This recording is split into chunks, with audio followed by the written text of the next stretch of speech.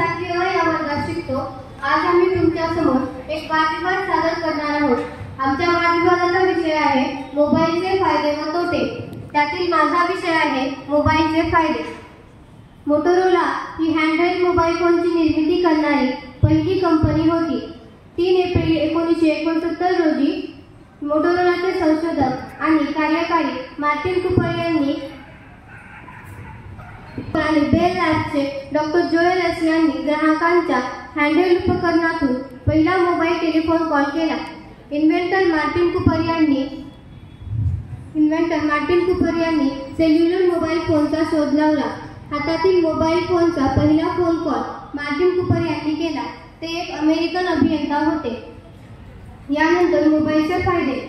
आता मी तुमच्या समोर इथं उभी आहे व माझी एक मैत्रीण अमेरिकेत आहे। मी इथं उभे असूनही तिच्याशी अमेरिकेत संपर्क साधू शकते किंवा मोबाईलवरूनच तिच्याशी व्हिडिओ कॉल करून मला प्रत्यक्ष अमेरिकेत असल्यासारखे भासेल। हा झाला मोबाईलचा पहिला फायदा। समजा तुम्हाला एका ठिकाणी जायचे आहे व ती जागा तुम्हाला माहीत नाही, तर ते तुम्ही मोबाईलच्या सहाय्याने GPS किंवा गुगल मॅपवरून तो रस्ता अत्यंत सहजपणे शोधू शकता। समजा तुम्ही घरी एकटेच आहात व तुम्हाला खूप भूक लागली, तर तुम्ही मोबाईलवरूनच झोमॅटो सारख्या अनेक ॲपवरून तुमच्या आवडीचे पदार्थ मागवू शकता व खाऊ शकता। पहा, हा किती छान फायदा झाला। मोबाईलमध्ये तुम्ही मनोरंजनासाठी गाणी ऐकू शकता किंवा चित्रपटही पाहू शकता। मोबाईलमध्ये कॅल्क्युलेटर, कॅलेंडर, अलार्म, नोटबुक अशा सुविधा असल्याने तुम्हाला या सर्व गोष्टी सोबत नेण्याची गरज नाही। तुम्ही या सर्व गोष्टींचा मोबाईलच्या सहाय्याने वापर करू शकता। मोबाईलमधील कॅल्क्युलेटरचा व्यापाऱ्यांना व्यवस्थित व्यापार करण्यात खूप फायदा होतो। माझे नाव सोनाक्षी बोडकर, मी 7वी अ या वर्गात शिकते। मी तुम्हाला मोबाईलचे दुष्परिणाम सांगणार आहे।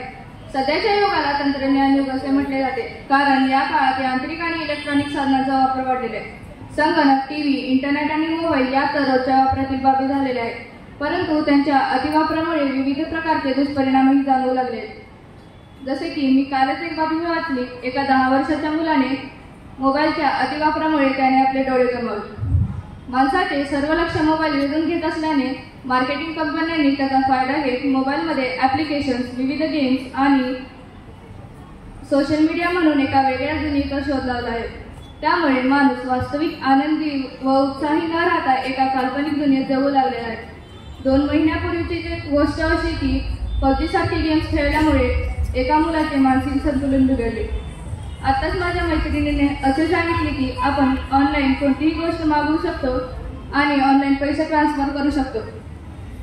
आमच्या प्रशालेमधीलच एक गोष्ट, एका शिक्षिकेने ऑनलाईन एक वस्तू मागवली, परंतु ती चुकीची आहे। अशी फसवणूक या ऑनलाईन स्तरावर होऊ शकते आणि पैसे ट्रान्सफर करताना थोडीशी चूक झाल्यास आपले सर्व पैसे असुरक्षित होऊ शकतात।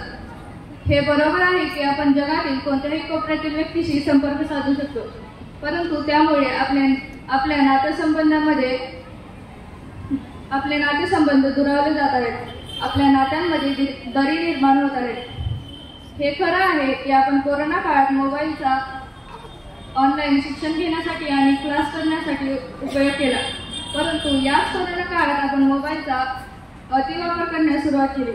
आपण मोबाईलचा वाटेल तसा उपयोग केला, त्यामुळे आपल्याला विविध प्रकारचे दुष्परिणाम आत्ता जाणवत आहेत।